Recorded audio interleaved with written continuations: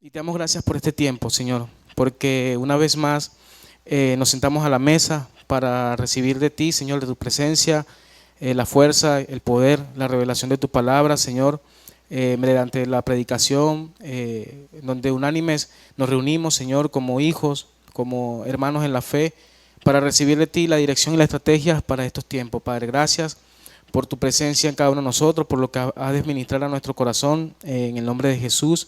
Amén y amén. Eh, Vamos a leer, por favor, Hechos 9. Vamos a leer un poco, bastante hoy, Hechos 9, del versículo 1 al 19. Y vamos a estar basándonos hoy en este pasaje. Dice: Saulo, respirando aún amenazas y muerte contra los discípulos del Señor, vino al sumo sacerdote y le pidió cartas para las sinagogas de Damasco, a fin de que si hallase algunos hombres o mujeres de este camino, los trajese presos a Jerusalén.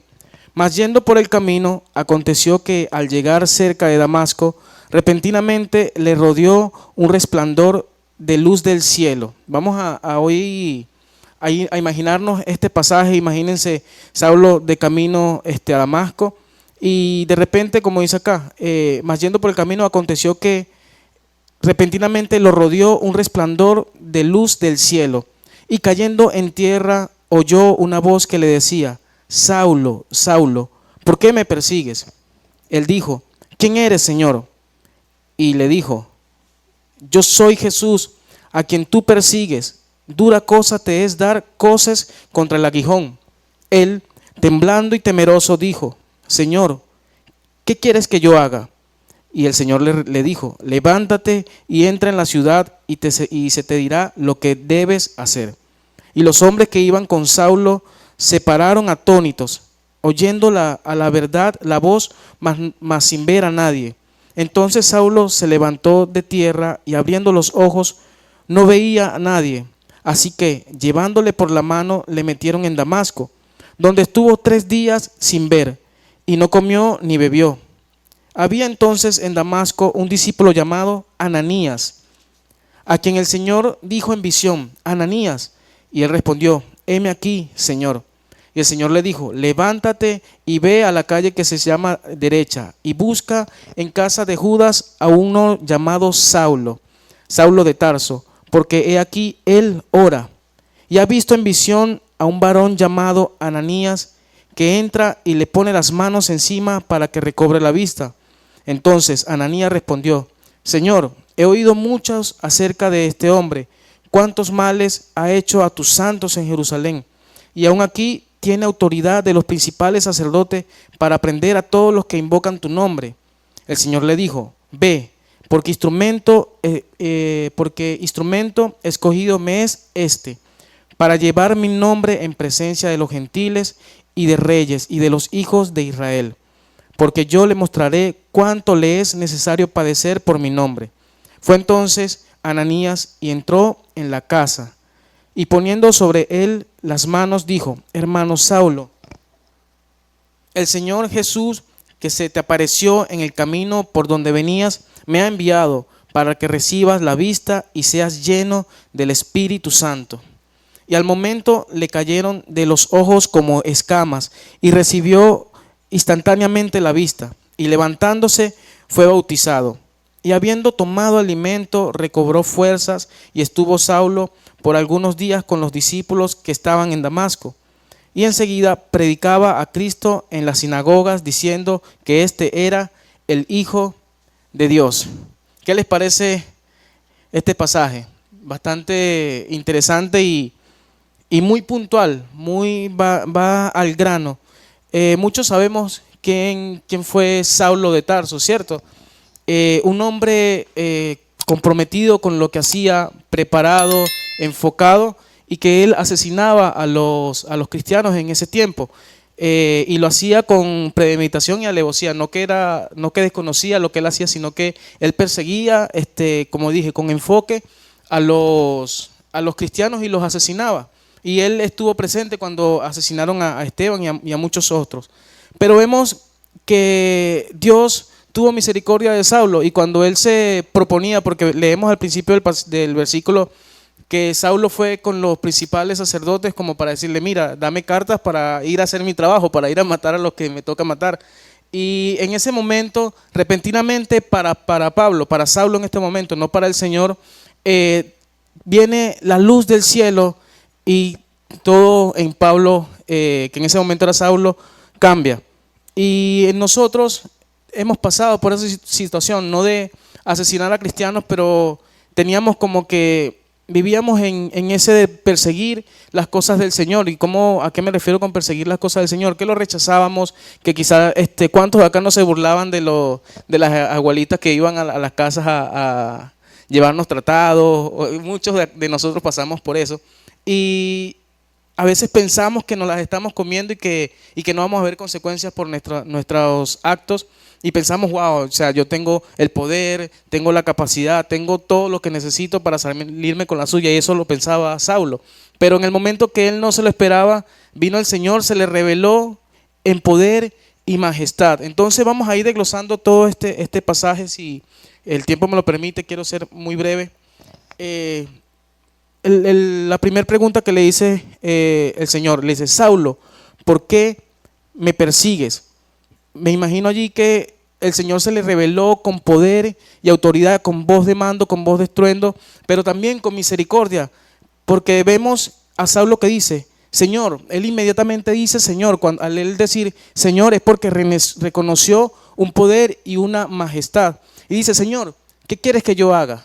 O sea, ahí vemos que enseguida cambia, o sea, la respuesta de Saulo es una respuesta de alguien arrepentido, de alguien que reconoce la autoridad, porque ¿qué es cuando, por ejemplo, acá cuando nos llama nuestra mamá o alguien de autoridad nos llama, no llegamos así todos altaneros, ¿qué te pasa? Sino que como que llegamos con esa autoridad, con esa actitud de reverencia, de respeto. Inmediatamente la respuesta de Saulo es esa, Señor, ¿qué quieres que haga? Entonces en esa respuesta de Saulo ya yo veo arrepentimiento. Veo que él reconoció hoy, este es el Señor. Entonces su respuesta fue de una vez ponerse a la orden. Y es lo que Dios nos llama a cada uno de nosotros. En el momento que recibimos a Cristo en nuestro corazón, ya inmediatamente pasamos a ser de ese ejército del Señor. Y Dios espera esa respuesta de nosotros. Señor, ¿qué quieres que haga? Porque dentro de nuestra agenda tenemos muchas cosas que queremos hacer, ¿cierto? Pero muchas veces no le preguntamos al Señor, Señor, ¿qué realmente tú quieres que yo haga? Y vemos la maravilla, anota acá, de nuestro Dios. Y el Señor le dice, duro te es dar coces contra el aguijón. Me llamó mucho la atención esa frase e investigué qué significa esa frase, coces contra el aguijón. Y significa resistir obstinadamente o ser terco contra una fuerza superior o contra lo que es correcto. Entonces Jesús le dijo en pocas palabras a Saulo como que, mira, o sea, contra mí tú no vas a poder. O sea, te vas a seguir dando con mi pared, te vas a seguir dando y no vas a poder hacer nada. Pablo se estaba resistiendo a lo que es correcto. Pablo obstinadamente, él quería, mi enfoque es matar a los cristianos, y Jesús le dijo, mira, con todo esto que tú estás haciendo simplemente te estás dañando a ti mismo, porque no va a prevalecer eso que tú estás atentando contra mí. Entonces, por eso vemos que el apóstol Pablo, que quiere irse, ok, ya va, que no me quiero salir de lo que apunté. Por eso más adelante vemos a un apóstol Pablo en sus diferentes cartas que dice, Señor, o sea, ¿hasta cuándo voy a estar viviendo en esta tierra? Quítame este aguijón de la carne. O sea, vemos un apóstol Pablo que anhela irse con Cristo. ¿Por qué? Porque el apóstol Pablo vivió en carne propia las consecuencias de lo que él hizo. Y él le decía, Señor, llévame contigo, para mí morir es ganancia. ¿Y cuál es la respuesta de Jesús a Pablo más adelante en los otros evangelios, en las otras cartas? Le dice, bástate mi gracia, porque mi poder se perfecciona en su debilidad. ¿Cuál es la debilidad que tenía Pablo? La culpa de saber que él asesinó cristianos. Cuando se le quita el velo, cuando tiene un encuentro con el Señor, él como que cae en sí de que, wow, a todas las personas que maté, y cómo disfruté eso. O sea, no tuvo compasión y entonces en el momento que se le revela la palabra, él se da cuenta del mal que hizo. Entonces dice, Señor, o sea, no quiero seguir recordando este mal que hice, que le hice a tu pueblo, llévame ya contigo para no estar sufriendo en vida. Y el Señor le dice, hey, no, bástate mi gracia porque mi poder se perfecciona en tu debilidad. ¿Qué significa eso? Que en esa debilidad que nosotros tenemos, que a veces decimos como que, Señor, ya no puedo con esto, ya arráncame de aquí, haz algo que ya no quiero seguir con esto. El Señor nos dice, bástate mi gracia porque mi poder se perfecciona en esa debilidad que tú estás teniendo en ese momento. Y es lo que le dijo Jesús a Pablo. ¿Cómo vamos? Ok, ahora vamos a dejar un paso al costado a Saulo y vamos a hablar de Ananías. Vemos a Ananías, que es un hombre que estaba conectado con el Señor, estaba conectado con el Señor porque él tuvo una visión y el Señor le dice, mira, anda a casa de tal hermano que allí se te va a decir qué hacer. Entonces el Señor me ministraba a mi corazón que sí, Él nos cambió el nombre, así como Él hizo esa obra preciosa en Saulo y luego lo llamó Pablo. ¿Y quién fue el apóstol Pablo? Cuando leemos las cartas, la mayoría de las cartas del Nuevo Testamento la escribió el apóstol Pablo, y ese poder que obró en Saulo lo cambió todo su ser. Sí, pasó sus procesos, porque el apóstol Pablo sufrió muchas situaciones y nosotros como iglesia no estamos libres de esas situaciones, pero Dios hizo su obra en Pablo, y así como Dios hizo su obra hermosa en Pablo, también la va a hacer en cada uno de nosotros, y así Dios también nos cambió el nombre a nosotros, y Él nos llama no solamente a ser Pablo, sino también a ser Ananías, a tener esa intencionalidad y esa comunión con el Señor que tuvo Ananías. ¿Por qué? Porque Ananías estaba orando y él le dice, Señor, ¿cómo yo voy a ir a predicar o cómo yo voy a ir a orar para que este sinvergüenza que lo que hacía era matar a los evangélicos o a los cristianos en ese momento recobre la vista? Porque él sabía, Ananías sabía del mal que había hecho Saulo. Pero el Señor le dice, ve porque instrumento escogido me es este. Entonces nosotros en algún punto de nuestra vida también estuvimos en la posición de Saulo, que nadie quería orar por nosotros, que la gente nos rechazaba de alguna u otra manera, pero hubo alguien que dijo, Señor, heme aquí. Y ese es el nombre que le puse en esta tarde a la predicación, Señor, heme aquí. Y es una pregunta que es sencilla, pero es algo difícil, porque ese heme aquí, Señor, es morir incluso a nuestros propios deseos, a nuestros propios planes, a nuestras propias ideas. Y muchas veces tenemos ideas y son buenas ideas, no son ideas que nacen de un corazón malvado o que son ideas con buenas intenciones, pero muchas veces esas buenas ideas no son lo que Dios tiene para nosotros. Si me explico, yo podría tener una idea, y creo que he puesto ese ejemplo en otras ocasiones, de ir a las 12 de la noche a, no sé, vamos a poner un nombre de un sector muy peligroso acá en Nueva Esparta. Puede venir esa idea a mi mente de que yo quiero ir con un equipo, pastor, vamos a ir con un equipo a evangelizar a las 12 de la noche en, no sé, en Los Cocos, por ejemplo. Es una buena idea, ¿verdad? Pero si el Señor no me está mandando a eso, simplemente va a quedar en una buena idea. Entonces, ¿cuál es a lo que Dios nos llama a nosotros? A hacer su voluntad, aunque nosotros no queramos. Aquí vemos en un aspecto que Ananías como que se opone, le dice, Señor, conozco de este Saulo y ha hecho males contra tu cuerpo, contra tu cuerpo. ¿Cómo yo voy a ir a orar para que él recobre la vista? Y el Señor le dice, mira, anda porque este hermano me es instrumento. Y eso es para darle la gloria al Señor, porque ahí vemos el poder de la iglesia. Vemos el poder de la iglesia en Ananías, de que Dios es misericordioso. Todo lo que hizo Pablo, a veces nosotros en nuestra mente, que a veces juzga, podríamos decir, no, Pablo no merecía nada porque Pablo fue muy, muy malo. ¿A cuántos hombres dejó, cuántos niños dejó huérfanos? ¿Cuántas familias destruyó Saulo? Y vemos también un pasaje cuando matan a Esteban. Y en nuestra carne o en nuestra naturaleza como humanos, podríamos decir, no, Pablo no merecía ser perdonado, pero vemos la misericordia del Señor. ¿Y cómo no ser misericordiosos nosotros si vemos que Dios con Saulo fue misericordioso? Y no solo eso, sino que lo llamó de Saulo a Pablo, y Pablo predicó a los gentiles, es decir, que el evangelio llega a estos lados del mundo, porque cuando dice a los gentiles son las personas que vivían fuera de Israel.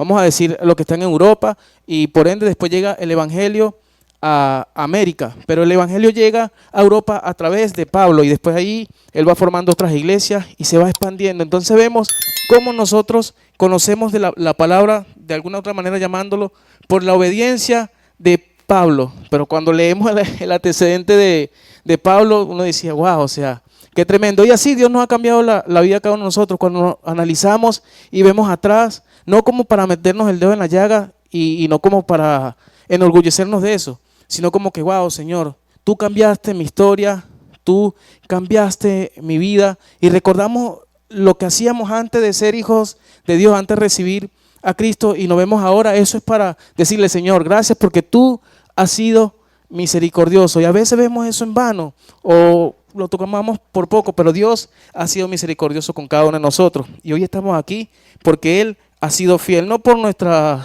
fuerza, no porque lo merezcamos, sino porque Él fue misericordioso. Y en este tiempo que está terminando el año, muchas cosas son inciertas. Viene un año 2026 que quizás nosotros, wow, ¿qué vamos a hacer?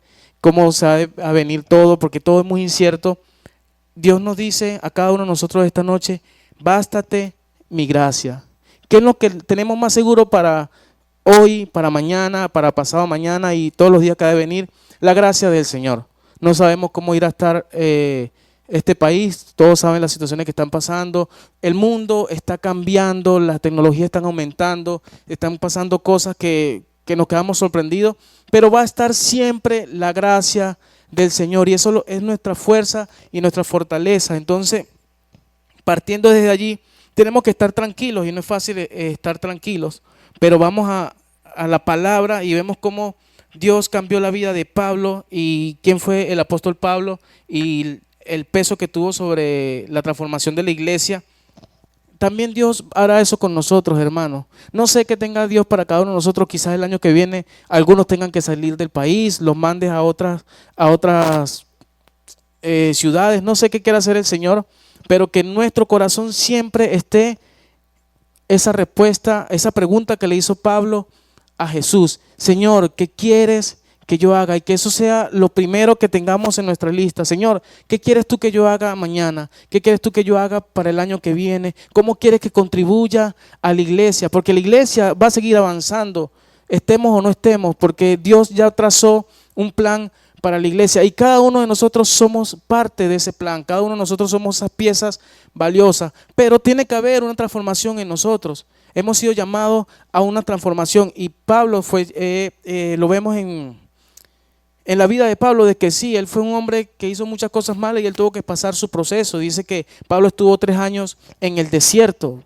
¿Qué habrá pasado en esos 3 años? Muchas cosas. El Señor lo transformó y Dios también nos llama a nosotros al desierto, pero no para quedarnos allí y bueno, ay, Dios me llamó a este desierto, sino para ser procesados y entrar como Saulo, pero salir como Pablo. Y eso es lo que Dios quiere para la iglesia en este tiempo, que digamos, Señor, heme aquí, la estamos pasando mal, pero no estamos destruidos, estamos en aprietos, pero no estamos derribados porque con nosotros está Jesús. Y eso tiene que ser la mayor motivación para lo porvenir. Amén. No es nuestras fuerzas, hermanos, porque nuestra fuerza en algún momento vamos a sentirnos que tambaleamos, pero allí está Jesús, ahí está el Señor para cada uno de nosotros y que nuestra respuesta todos los días, Señor, heme aquí, Padre, envíame a mí. Y para terminar, pues no quería alargarme mucho porque sé que está tiempo de lluvia, vamos a leer Juan 15, 16. Si lo puedes publicar, Darío, por favor. Juan 15, verso 16. Ustedes no me eligieron a mí, sino que yo os elegí a vosotros y os he puesto para que vayáis y llevéis fruto y vuestro fruto permanezca para siempre. Creo que leí una versión.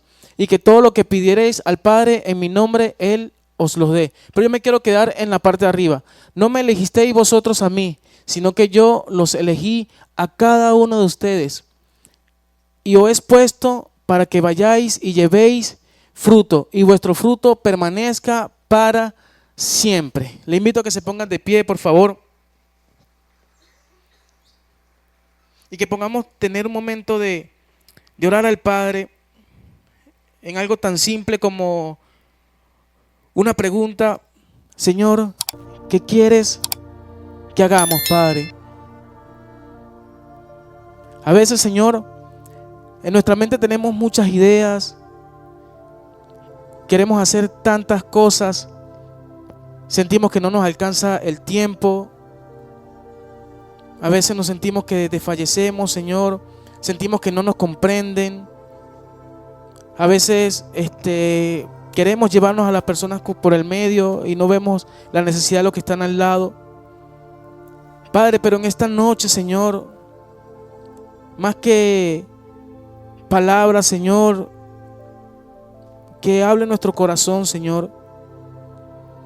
Tan simple como ¿qué quieres que hagamos, Señor?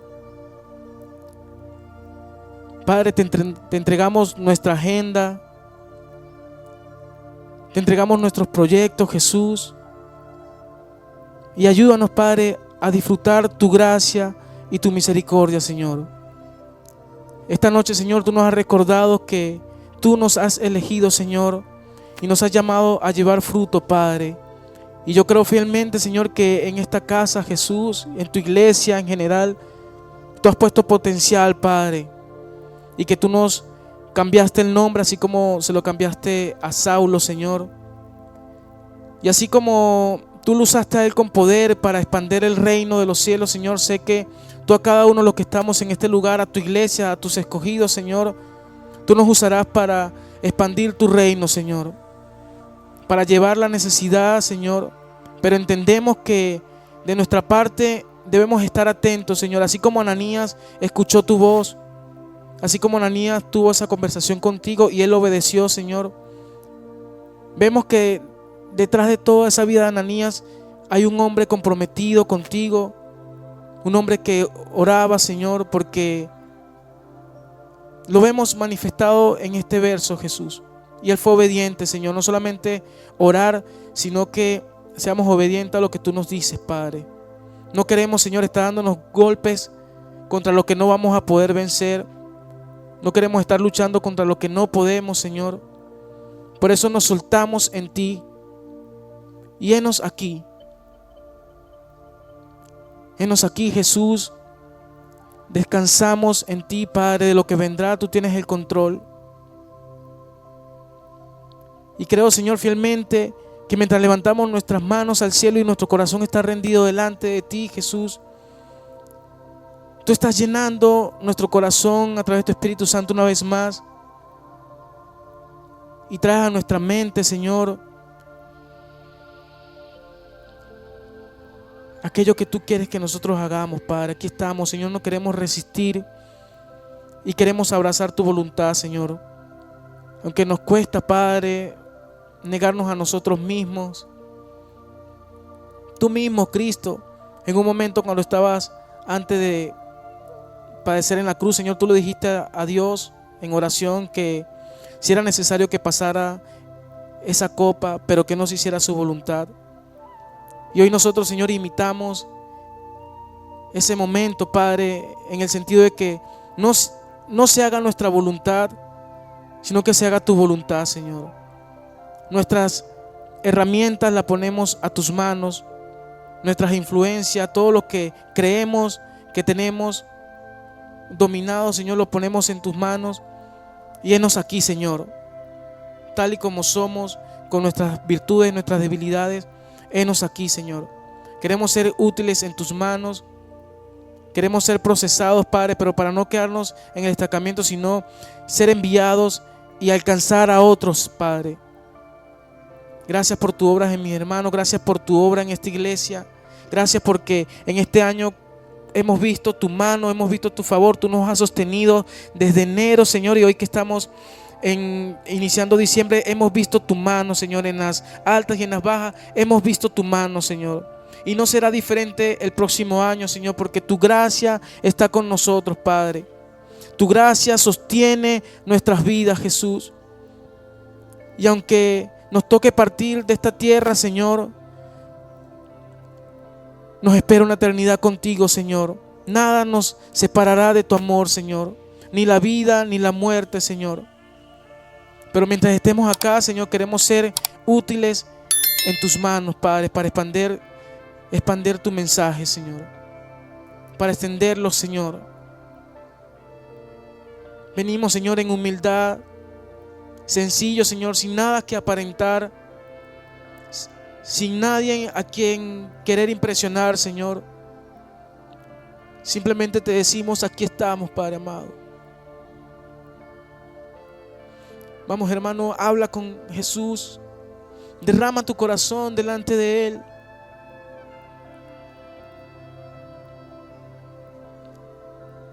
Descansamos en ti, Jesús. Heme aquí, Padre amado.